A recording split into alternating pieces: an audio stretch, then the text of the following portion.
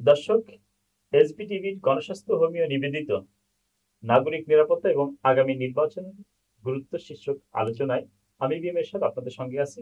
আমাদের সঙ্গে যে দুজন অতিথি আছেন, আমি শুরুতেই আপনাদেরকে তাদের সঙ্গে পরিচয় করে দিই। আমার ডান পাশে আছেন বিশিষ্ট ক্যান্সার গবেষক অধ্যক্ষ ডাক্তার এস এম সারোয়ার সাহেব, এবং আমার বাম পাশে আছেন শাহনাজ সুলতানা, কবি, লেখক এবং সংগঠক। যে আপনাদেরকে গণস্বাস্থ্য হোমিও নিবেদিত নাগরিক নিরাপত্তা এবং আগামী নির্বাচনের গুরুত্ব স্বাগত জানাচ্ছি। জি, আপনাকেও স্বাগত। ধন্যবাদ।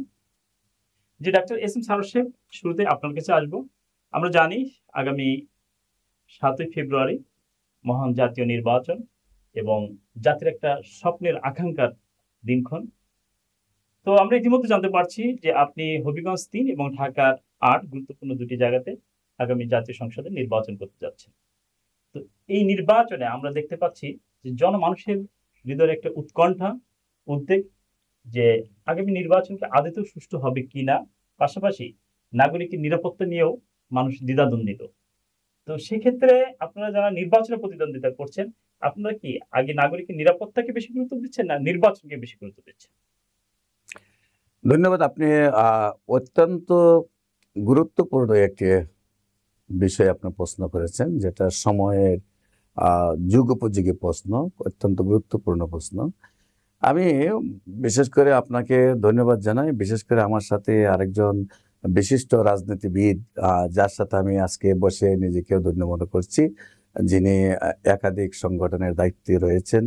পাশাপাশি আপনার হৃদয় বাংলার 2 মার্চ এর সম্মানিত চেয়ারম্যান শাহনাজ সুলতানা, ওনাকেও ধন্যবাদ জানাচ্ছি। এবিএম এরশাদ সাহেব, আপনাকেও ধন্যবাদ জানাচ্ছি।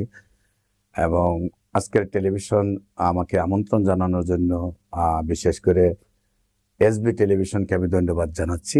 আমি বাংলাদেশ ইসলামী ফ্রন্ট মনোনীত মোমবাতি প্রতীক আল্লামা চেয়ারম্যান এম এ মতিন মহোদয়ের নেতৃত্বে, মহাসচিব আল্লামা সৌম্য আব্দুল সামাদ মহোদয়ের নেতৃত্বে ঢাকা 8 আসন এবং হবিগঞ্জ 3 আসন থেকে নির্বাচন করছি।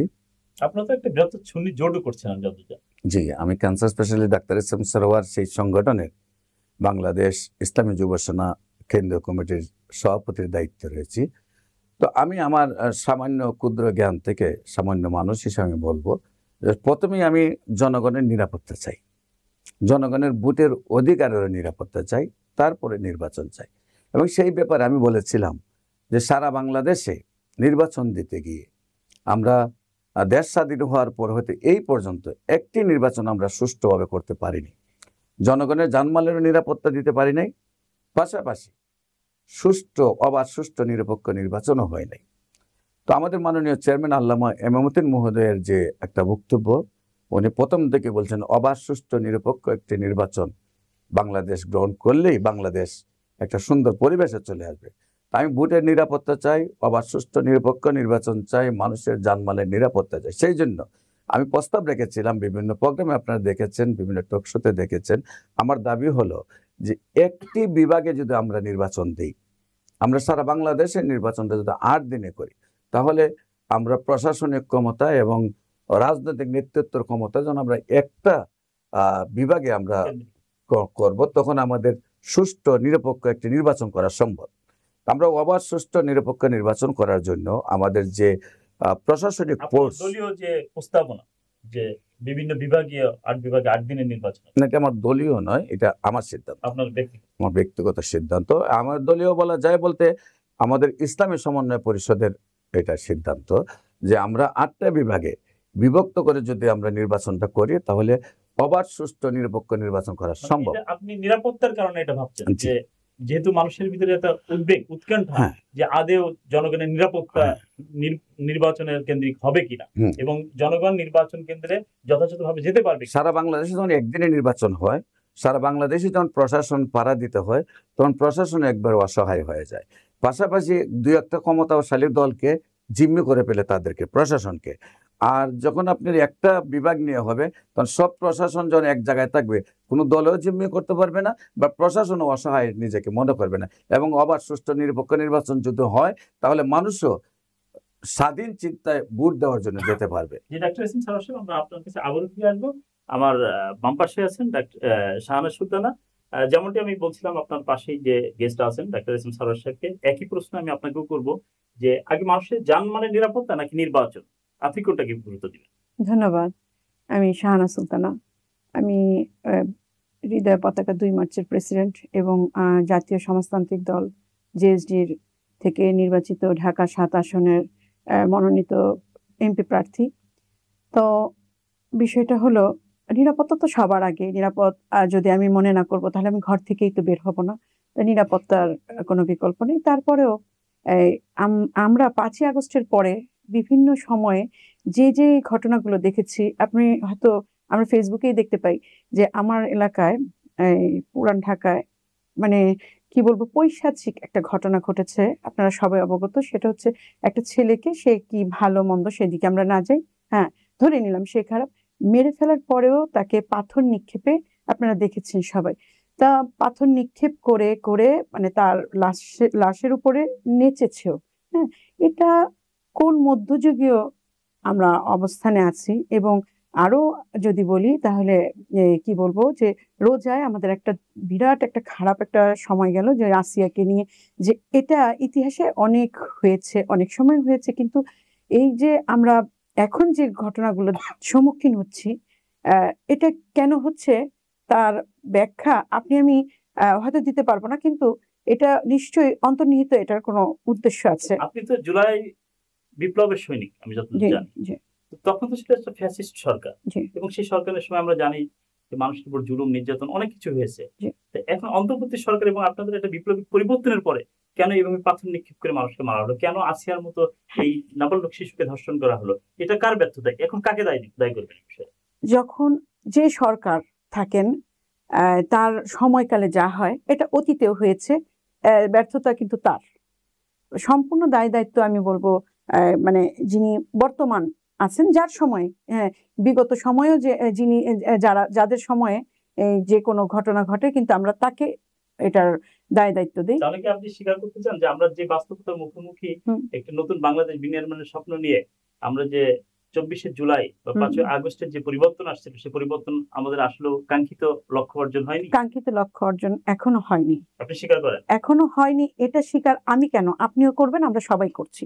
না হলে দেখেন আপনি যে এই যে বিভিন্ন সময়ে একটা মানে আমাদেরকে রাজপথে নেমে বিভিন্ন সময়ে বিভিন্ন দাবি আদায়গুলোতে যেতে হচ্ছে। হ্যাঁ, তাহলে আমাদের যদি কাঙ্ক্ষিত লক্ষ্য অর্জন হয়ে যায় তাহলে আমরা রাজপথে কেন নামবো? যে কিছুদিন আগে শিক্ষকরা নামলেন, হ্যাঁ, তাহলে এগুলো যদি আমাদের কাঙ্ক্ষিত পর্যায়ে আমরা যে চলে যাই, আমরা কাঙ্ক্ষিত পর্যায়ে যেতে পারছি না, আমাদের যে আশা পূরণ সেটা আমাদের হচ্ছে না।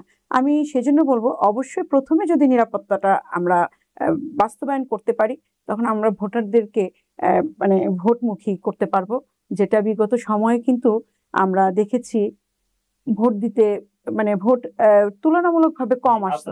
আবার আসবো আপনার কাছে, যে বিষয়টা নিয়ে আসবো যে আপনি নাগরিকের নিরাপত্তাকে গুরুত্ব দিচ্ছেন, তাহলে কি আপনি চান যে নাগরিকের নিরাপত্তা দিতে গিয়ে নির্ধারিত সময়ের পরে নির্বাচনটা হোক? এই বিষয়ে আপনার কাছে আলোচনায় আবার আসবো। তৎক্ষণাৎ আমরা ডাক্তার ইউসুফ সারোয়ার সাহেব আপনার কাছে আবারও ফিরে আসলাম। আমরা ইতিমধ্যে জানতে পারছি যে আপনি ঢাকা 8 আসনে, যেখানে একজন প্রবীণ রাজনীতিবিদ এবং বিএনপির মতো শক্তিশালী রাজনৈতিক দলের মির্জা আব্বাস সাহেব নির্বাচন করছেন, এবং তিনি একাধারে 5 বার কিন্তু এমপি হয়েছেন। এই ব্যক্তির সঙ্গে নির্বাচন করতে গিয়ে আপনি নিজেকে কেমন ভাবে তৈরি করেছেন, বা আপনি কি মনে করছেন জনসম্পর্কিত আপনার কেমন তৈরি হচ্ছে? আমি বিশ্বাস করি যে দেশ স্বাধীন হওয়ার পর হতে মানুষ বিএনপিকে দেখেছে, আওয়ামী লীগকে দেখেছে, জাতীয় পার্টিকে দেখেছে, এমনকি জামাতকে একবার আওয়ামী লীগের সাথে দেখেছে, জামাতকে একবার মানুষ বিএনপির সাথে দেখেছে। মানুষ 5 বার চ্যাম্পিয়ন হয়েছে এই বাংলাদেশ। আপনারা সবাই জানেন যে দুর্নীতিতে 5 বার চ্যাম্পিয়ন হয়েছে। তাহলে আমরা পেলাম কি? আমরা এই দেশের সকল রাজনৈতিক দলের প্রতি আস্থা হারিয়ে ফেলছি। বিশেষ করে আমরা 4 যুগ ধরে বাংলাদেশ ইসলামী ফ্রন্ট একদম শান্তিপ্রিয় একটি রাজনৈতিক দল হিসাবে সারা বিশ্বে আমরা আল্লামা এম এ মতিন মহোদয়ের নেতৃত্বে আমরা চলে আসছি। এই পর্যন্ত আমরা কোথাও সন্ত্রাস করছি আমাদের কোনো রেকর্ড নেই। আমরা বিশ্বাস করি সাধারণ মানুষ যদি জানতে পারে যে বাংলাদেশ ইসলামী ফ্রন্ট মোমবাতিকে ভোট দেওয়াটা একান্ত প্রয়োজন, তাহলে এই জানানটা যদি আমরা দিতে পারি, মানুষের কাছে যদি দাওয়াতটা পৌঁছাতে পারি, তাহলে বিপুল ভোটে মানুষ ইসলামী মনকে বিজয় লাভ করাবে। এই বিশ্বাস নিয়ে আমি নির্বাচনে আছি। আর আমার দৃঢ় বিশ্বাস মানুষ বাংলাদেশ ইসলামী মনকে ভালোবাসে, যারা চিনে, যারা জানে, যারা বুঝে তারাই।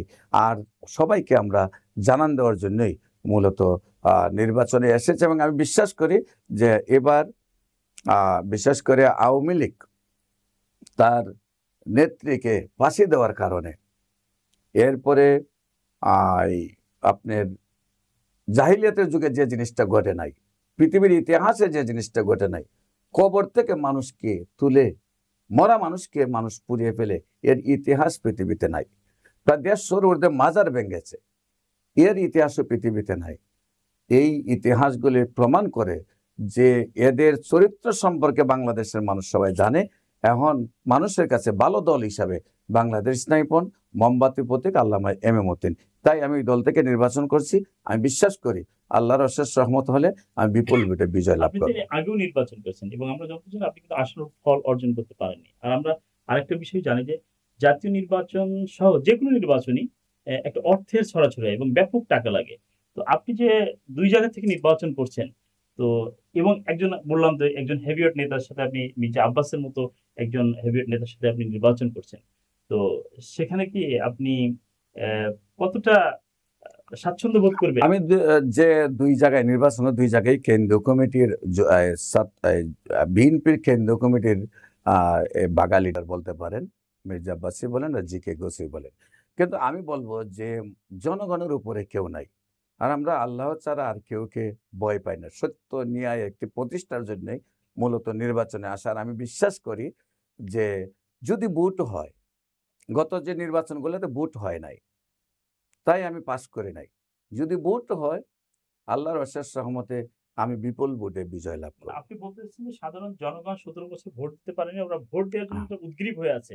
ওরা চায় যে একজন স্বচ্ছ মানুষ নির্বাচনে এসে ভোট দেওয়ার সুযোগটা পাক। এটা আপনি মনে হয় বলতে চান? হ্যাঁ, আল্লাহর কাছে আমরা দোয়া চাই এবং আপনাদের সহযোগিতা চাই যাতে সঠিক ভোট দেওয়ার একটা ব্যবস্থা। শাহানা সুলতানা, যেটা শুরুতে আপনার কাছে বলেছিলাম যে আমরা তাহলে কি আপনার কথাই নাগরিক নিরাপত্তা দিতে গিয়ে কি আমরা আগামী নির্বাচনটাকে পিছিয়ে দেওয়ার পক্ষে? না, নিরাপত্তা তো আপনার এত বছর লাগবে তা না। একটা যে কোনো বলেন অন্তর্বর্তীকালীন সরকার বলেন, এটা একটা মেয়াদ থাকে। এই মেয়াদের উত্তীর্ণ হলে মেয়াদ উত্তীর্ণ কোনো কিছু আমাদের সহ্য হয় না। তো আমি মনে করব নির্বাচনটা মোক্ষম সময়ে হবে এবং সেটা আমাদের নিরাপত্তা স্বার্থেই হবে। অবশ্যই নিরাপত্তা নিয়েই আমরা নির্বাচনে আগাবো। আপনি প্রথম নির্বাচন করছেন এবং আপনার ঢাকা 7-এ আমরা যত জানি, এখন পর্যন্ত যদিও বিএনপি ওখানে কোনো প্রার্থীর নাম ঘোষণা করেনি, তারপরেও কিন্তু শোনা যাচ্ছে মীর নেওয়াজ আলী, তারপর হচ্ছে ইসাক সরকার এবং নাসরিন আক্তার কল্পনা, যিনি নাসরুদ্দিন পিন্টুর স্ত্রী। তো এই যে যাদের নাম শুনতে পাচ্ছি, বা হাজি জামাত থেকে হাজি মোহাম্মদ এনায়েতুল্লাহ, এই ধরনের নেতাদের সঙ্গে আপনি একজন নবীন প্রার্থী হিসাবে নিজেকে কিভাবে তৈরি করছেন? আমি আশাবাদী ওনাদের কাছ থেকে ওনারা যেভাবে এগিয়ে যাবে, আমিও আমার মতো করে এগিয়ে যাব। আর সুষ্ঠু নির্বাচন হলে, সবচেয়ে বড় কথা, সুষ্ঠু নির্বাচন হলে আমি মনে করি আমি জয় লাভ করব। কেননা আমরা যে সামাজিক যে প্ল্যাটফর্মে আমরা কাজ করি, সেখানে আমরা খুব মানুষের কাছাকাছি যেতে পারি, যেটা অন্যান্যরা তেমনভাবে, যেমন আমি একটা এক্সাম্পল দিই। আমার তো বয়স যথেষ্ট হয়েছে, কিন্তু আমার কি কখনো সম্ভব হয়েছে আমি আমার এলাকার এমপির সাথে কখনো আমি বসতে পেরেছি বা তাকে মানে তাকে আমরা ছবিতেই দেখেছি, পোস্টারে দেখেছি, তাকে আমরা কখনোই সরাসরি দেখিনি। তাহলে আপনি দেখেন এই যে ব্যবধান, কিন্তু আমার যতদূর মনে হয় যে গ্রাম অঞ্চলে কিন্তু এমপিরা তাদের একটা সময় দেয়, তারা হয়তো ওইখানে থাকে না, কিন্তু তারা কিন্তু সময় দিয়ে জনসাধারণের সাথে আমি মিশে যাব, তাদের হয়ে আমি কাজ করব। আমি আশাবাদী, আমি ইনশাল্লাহ আমি জয়লাভ করব। প্রবীণ রাজনীতি ব্যক্তিত্ব থাকা অবস্থায় আপনি নতুন হিসেবে কেন আপনাকে মানুষ ভোট দেবে? যে বিগত সময়ে 1971 সালে 2 মার্চ যেদিন পাকিস্তান ছিল টার্ন, সেই পাকিস্তানের সময়ে কিন্তু আমাদের জননেতা আসম আব্দুর রব পতাকা তুলেছিলেন। কিন্তু সেই 71 সালের পরে আজকে 2025 অবধি তাকে কোনোদিনও আমন্ত্রণ করা হয়নি ঢাকা ইউনিভার্সিটিতে। পতাকা উত্তোলন হচ্ছে 2 তারিখে, কিন্তু আমাকে যখন দায়িত্ব দেওয়া হলো, আমি এই বছর আনুষ্ঠানিকভাবে 2 জানুয়ারিতে আমি দায়িত্ব প্রাপ্ত হই এবং তখনই আমরা মানে নিজেদের মধ্যে একটা আলোচনা করে আমরা স্মারক জমা দেই ঢাকা ইউনিভার্সিটি ভিসি বরাবর। হ্যাঁ, সেই স্মারকের নিমিত্তে আমাকে এবং আসম আব্দুর রবকে দাওয়াত করেছেন এবং তিনি ফিজিক্যালি অসুস্থ থাকাতে উনি সশরীরে হাজির হতে পারেননি, কিন্তু আমাদের দল থেকে সবাই ছিলেন, আমিও ছিলাম। এটা আমার সাফল্য বলতে পারেন। তাহলে আমাদের যে এই ধরনের আমরা যে কাজগুলো করছি এর থেকে আমরা নিশ্চয়ই আশাবাদী। হ্যাঁ হ্যাঁ, নতুনরা। হ্যাঁ, যে আপনার কাছে আবার আসবো যে ডাক্তার এস এম সারোয়ার সাহেব, যেটা নিয়ে আমরা বলতেছিলাম, এবং নির্বাচন আসলে কিন্তু একটা মানে আলোড়ন সৃষ্টি হয়, এবং একটা কথাই আছে যে কালো টাকা এবং হচ্ছে সাদা টাকা। তো কালো টাকার উৎস নিয়ে নাকি মানুষ নির্বাচনে যায়। তো আপনি যে দুই জায়গা থেকে নির্বাচন করতেছেন, তাহলে কি আমরা ভেবে নেবো যে আপনি কালো টাকার উৎসের মধ্যে আছেন? আমি বিশ্বাস করি, আপনি একটা জিনিস বিশ্বাস করেন কিনা, বাংলাদেশে ফুলতলি দরবার শরীফ, ফুলতলি, সোনাখান্দা, চরসিনা, আটরশি, মাঝবান্ডারি, শ্রীকুট দরবার, এই 8-10টা দরবারের যে জনপ্রিয়তা, প্রায় 15 কোটি মানুষই তাদের ভক্ত, এবং তারা সবাই আমাদের দলের সাথে একত্রতা। বিশেষ করে প্রত্যেকটা পীর মশাইকে আমরা সম্মান করি এবং সবাই আমাদেরকে পছন্দ করে। বৃহত্তর সুন্নি জোট আমাদের দলের, বৃহত্তর সুন্নি জোটের প্রধানও আমাদের মাননীয় চেয়ারম্যান। বিশেষ করে তাদের যে জনপ্রিয়তা বা আমাদের যে ভোট দেওয়ার জায়গাগুলি আছে, এই মানুষগুলি কোনোদিন কারো কাছ থেকে টাকা খায় না। আমাদের টাকা খরচ করার প্রয়োজন হয় না, বরং আমাদের পীর সাহেবগুলি, আমাদের আলিমগুলা, আমাদের যে নেতাগুলি যারা নির্বাচন করে তাদেরকে যার যার অবস্থান থেকে আরও আর্থিক সহযোগিতা করে। সেই জন্য আমি যে 2বার নির্বাচন করেছি, তখনও আমি আমার নেতাকর্মীরা যে হারে টাকা দিয়েছে, যে হারে শ্রম দিয়েছে, নিজ উদ্যোগে কাজ করেছে, সেইখানে আমার তেমন একটা খরচ হয় নাই। এবারও 2 আসনে নির্বাচন করার ইচ্ছা পোষণ করেছি, এবং আমাদের মাননীয় চেয়ারম্যান আল্লামা এমএমউদ্দিন মহোদয় এবং মাননীয় মহাসচিব আল্লামা সৌম আব্দুল সামাদ মহোদয় সহ আমরা যারা নির্বাচন করি, আমরা কোনো সময় কোনো প্রার্থী মধ্যে বলতে পারবেন না আমরা বিগত দিনে 60-70টা আসনে আমরা নির্বাচন করেছি, কোনো একটা আসনে আমাদের নেতাকর্মীরা কোন জায়গায় একটা টাকা কাউকে দিয়েছে, বরং আমাদের নেতাকর্মীদেরকে সাধারণ জনগণ টাকা পয়সা দিয়ে দেয়। এবং আপনি জানেন অনেক মাজার আছে যে মানুষ শত শত কোটি টাকা দিচ্ছে। আমাদের এই যে পীর মাশায়েখরা প্রায় 15 কোটি মানুষের নেতৃত্ব দিচ্ছেন, ওনারা চান আল্লামা এমএমউদ্দিনের জয় হোক, সেটাই আমাদের মূল পুঁজি। এবং আমরা বিশ্বাস করি যে পয়সা দিয়ে, দিনের রাত্রে বেলায় বাসায় গিয়ে পয়সা দিয়ে অন্ধকারের মধ্যে বুট পাওয়া যায় না। যারা এইভাবে বুট কিনেন, আসলে বুট নয়।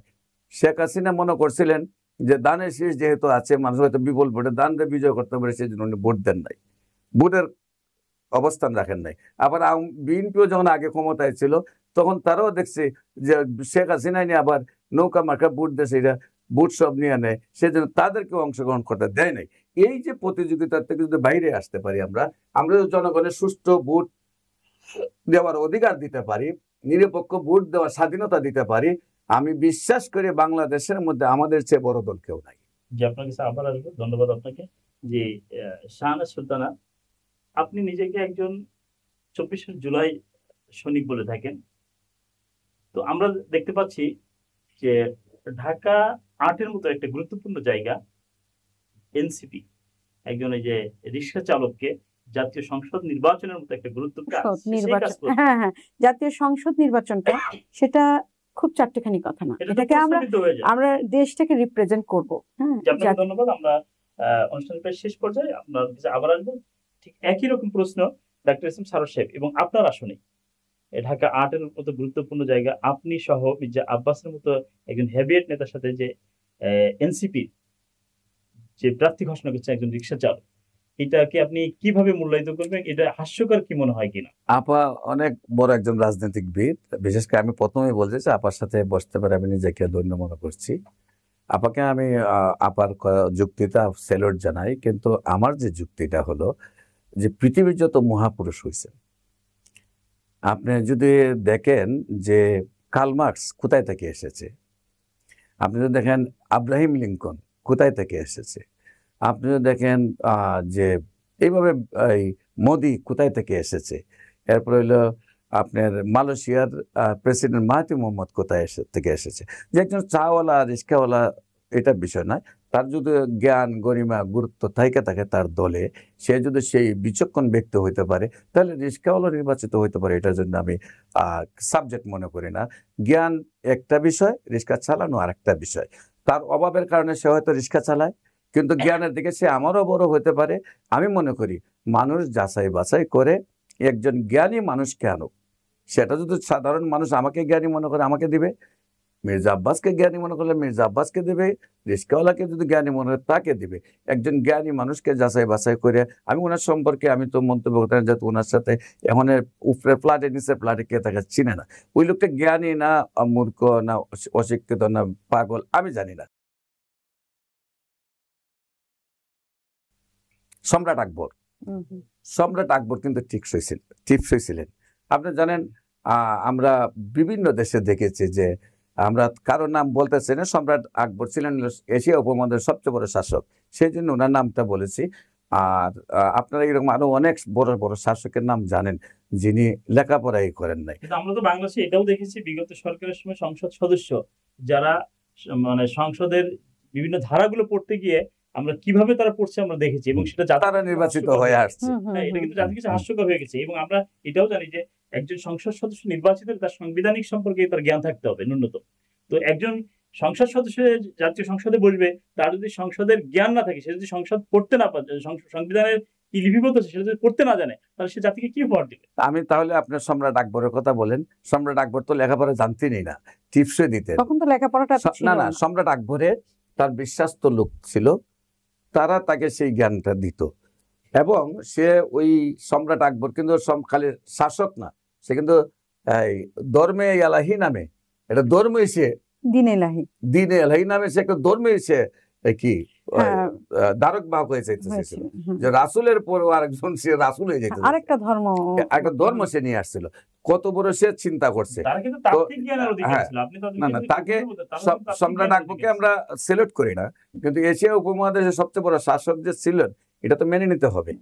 তো আপনার যেটা বললেন যে আপনি শিল্পপতি, আপনাকে রাষ্ট্র পরিচালনার সাথে আপনি কি মানে রাষ্ট্র পরিচালনা একটা ফরম্যাটে চলে, কিন্তু বিজনেসটা কিন্তু একটা ফরম্যাটে চলে না, তার নিজস্ব ফরম্যাটে চলে। আরেকটা জিনিস কিন্তু আমরা উদাহরণ হিসেবে দেখতে পাই, বিজনেসটা চালানো কঠিন। বর্তমান সময়ে কিন্তু আমরা কিন্তু এই যে অন্তর্বর্তী সরকারের যিনি প্রধান আছেন, আমরা অনেক সময় কিন্তু বলতেছি যে ব্যাংক চালানো আর রাষ্ট্র চালানো, রাজনীতি কিন্তু এক জিনিস না, এটা কিন্তু আপনারাই বলতেছেন বিভিন্ন সময়। না, আপনি এখানে দেখেন, যখন আপনার আওয়ামী লীগের আমলে নির্বাচন হলো, এই গুলশানে হিরো আলম দাঁড়ায় গেল, হিরো আলমকে মারলো করে 12টা রাষ্ট্রের প্রেসিডেন্ট নিন্দা জানাইলো। তাহলে হিরো আলম নেটটা এই পরিমাণে ছড়াইছে তার।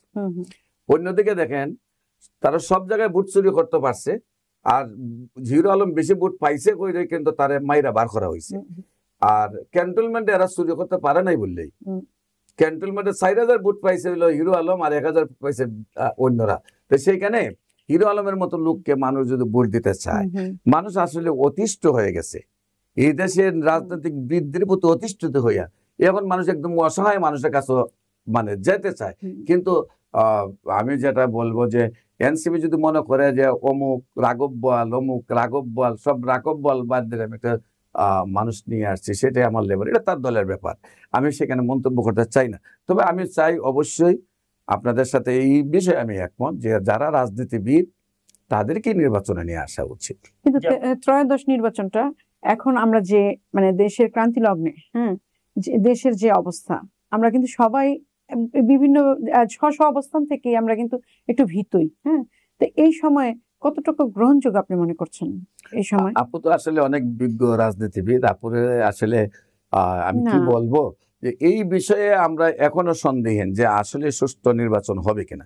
কারণ আপনি একটা জিনিস দেখেন, আমাদের যিনি বর্তমান রাষ্ট্র পরিচালনা করছেন প্রধান উপদেষ্টা, উনার উচিত ছিল কি যে আমি এককভাবে সারা বাংলাদেশ কিভাবে চালাবো, আমি আসছি ক্ষমতায় 3 মাসের ভিতর সকল রাজনৈতিক দলদের সাথে একটা পরামর্শ করে, নির্বাচন কমিশনকে নিয়ে পরামর্শ করে, সকল রাজনৈতিক দলের পরামর্শ অনুপাতে আমি 3 মাসের দ্রুত একটা নির্বাচন দিয়ে আমি তাদের হাতে ক্ষমতা তুলে দিলে দেশটা চলতো ভালো।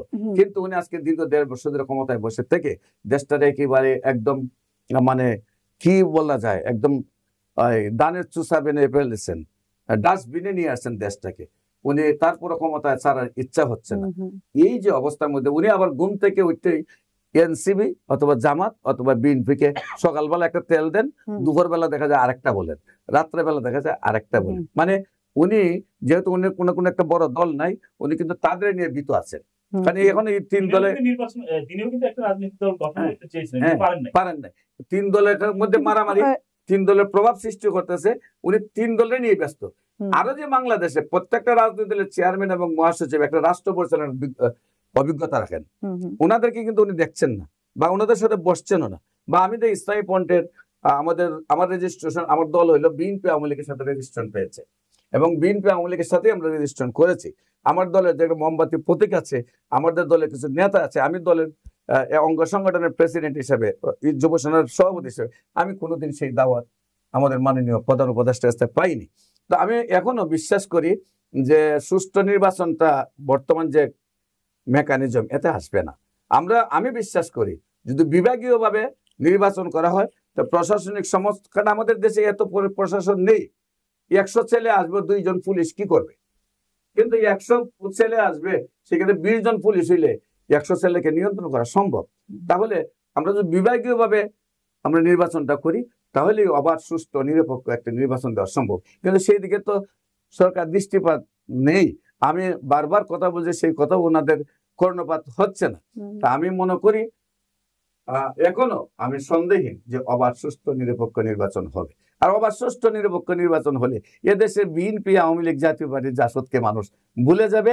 মানুষ নতুন বিপ্লব যেভাবে করেছে এভাবে ভোটের বিপ্লব করে আমি বিশ্বাস করি বাংলাদেশ ইসলামী ফ্রন্টকে মনোনীত করবে আর অন্যান্য ছোট ছোট দলকে মনোনীত করবে। ডাক্তার এস এম সারোয়ার সাহেব, আমরা অনুষ্ঠানের একেবারে শেষ পর্যায়ে চলে আসছি। আপনি অল্প কথায় যদি আপনার নির্বাচনী এলাকার জনগণের উদ্দেশ্যে কিছু বলেন। আমি বিশেষ করে বাংলাদেশ ইসলামী ফ্রন্টের মনোনীত আল্লামা এম এ মতিন মহোদয়ের নেতৃত্বে এবং আল্লামা সৌম্য আব্দুল সামাদ মহোদয়ের নেতৃত্বে যেহেতু নির্বাচন করছে ঢাকা 8 আসনে এবং 3 আসনে, আমি বলবো যে দেশ স্বাধীন হওয়ার পর হতেই এই পর্যন্ত যেহেতু দেশ শান্তির কোনো রাস্তা পায়নি, ইসলামী ফ্রন্ট একটি শান্তির প্রতীক, আহলে সুন্নাত ওয়াল জামাত একটি শান্তির প্রতীক, বৃহত্তর সুন্নি জোট একটি শান্তির প্রতীক, এদেশের পীর মাসেক একটি শান্তির প্রতীক, এদেশে ফুলতলি, সোনাগান্ধা, সরসিনা, আটরসি, মাইজবান্ডারি, শ্রীকুট দরবার শরীফ সহ সকল দরবারে একটি শান্তির প্রতীক। আমরা সেই দলের যেহেতু প্রতিনিধিত্ব করছি, আপনারা আমাদেরকে নির্বাচিত করলে আমরা এই দেশকে সুন্দরভাবে শান্তির একটি প্রতীক হিসাবে আপনাদের কাছে কাজ করতে পারবো। বিশেষ করে মোমবাতি নিজের জীবন বিলিয়ে দেয় অন্যকে আলো দেওয়ার জন্য, এবং আমিও আমার নিজের জীবন বিলিয়ে দেব আপনাদেরকে আলো দেওয়ার জন্য। আপনাকে অসংখ্য ধন্যবাদ শাহানা সুলতানা। একেবারে শেষ পর্যায়ে আমরা অনুষ্ঠান, আপনিও ঢাকা 7 আসন থেকে নির্বাচন করছেন, আপনি যদি আপনার নির্বাচিত ভোটার প্রার্থীদের উদ্দেশ্যে কিছু বলেন। আমি ঢাকা 7 আসন থেকে, ঢাকা 7 আসনটা একদম পুরান ঢাকার আদি পরিবারের। হ্যাঁ, তো আমার মনে হয় না যে আপনি তো ঢাকার মেয়ে। জি, আমি ঢাকার মেয়ে, ঢাকার বউ, আপনাদের বোন। তো আমার মনে হয় না বিগত সময়ে কোনো সময় বাংলাদেশ আজকে 54-55 বছর পড়ছে, কিন্তু কখনোই নারী নেতৃত্ব দিয়েছে আমার মনে হয় না। যাই হোক, আমাকে সেই সুযোগ দিয়েছে মনে হয় না, আমার মনে হয় না। তাই যাই হোক, আমি তো জানি না। তো যাই হোক, এখানে কথা হলো যে আমাকে আমার দল থেকে, জাতীয় সমাজতান্ত্রিক দল জেএসডি থেকে আমার নেতা আসম আব্দুর রব আমাকে মনোনীত করেছেন। তা আমি আমার লক্ষ্যে আমি পৌঁছতে পারলে অবশ্যই আমি চেষ্টা করব যে আমাদের পুরান ঢাকা সবসময় অবহেলিত, এটা পুরান ঢাকা অবহেলিত এই কারণে বলবো, পুরান ঢাকার যে আপনি দেখবেন বিভিন্ন স্থাপনাগুলো, যেমন অনেক প্রত্নতাত্ত্বিক স্থাপনা আছে এখানে, লালবাগের কেল্লা থেকে শুরু করে আহসান মঞ্জিল না সাথে মনে হয় আহসান মঞ্জিল না, লালবাগের কেল্লা, তারপরে আরমানিটোলা যেটা আর্মেনিয়ান স্ট্রিট, তারপর চার্চ, হ্যাঁ, তারপর বাংলাদেশ মাঠ, এগুলো অনেক নিদর্শন আছে যেগুলা মানে এখনো, তারা মসজিদ সবচেয়ে আলোকিত যে বাংলাদেশের, হ্যাঁ, বাংলাদেশকে রিপ্রেজেন্ট করে বহির্বিশ্বে, তারা মসজিদ। তো এগুলা তো যেমন আছে, এখানে অবহেলিত মানুষ জনগণ আছে, এখানে শিক্ষা তেমন পাচ্ছে না, শিক্ষার আলোটা পৌঁছতে পারছে না। এবং এইখানে আমি আমার মা বোনদেরকে নিয়ে আমি আমার সংসদে যদি আমি উঠতে পারি তাহলে আমি অবশ্যই আমার এলাকার যে অবহেলিত অবস্থা, আর সবচেয়ে বড় কথা পুরান ঢাকার সেটা হচ্ছে যানজট। আপনি নয়াবাজার থেকে আপনি যদি চকবাজার যান, লালবাগ যান, লালবাগ যাবেন, আপনি কিন্তু যেতে পারবেন না 1 ঘন্টা 2 ঘন্টায়। হ্যাঁ, তো এই বিষয়গুলো বিগত সময়ে কেউ বলেনি। জি, ডাক্তার এস এম সারোয়ার সাহেব, আপনি একজন ক্যান্সার গবেষক এবং একজন অত্যন্ত বিজি এবং গুরুত্বপূর্ণ মানুষ। আপনি আমাদের এই গণস্বাস্থ্য হোমিও নিবেদিত নাগরিক নিরাপত্তা এবং আগামী নির্বাচন শীর্ষক আলোচনায় আপনার মূল্যবান সময় দেওয়ার জন্য আমরা আপনার প্রতি কৃতজ্ঞ এবং আমরা নিজেকে ধন্য মনে করছি। আপনাকে অসংখ্য ধন্যবাদ। না, আপনাকেও অনেক ধন্যবাদ।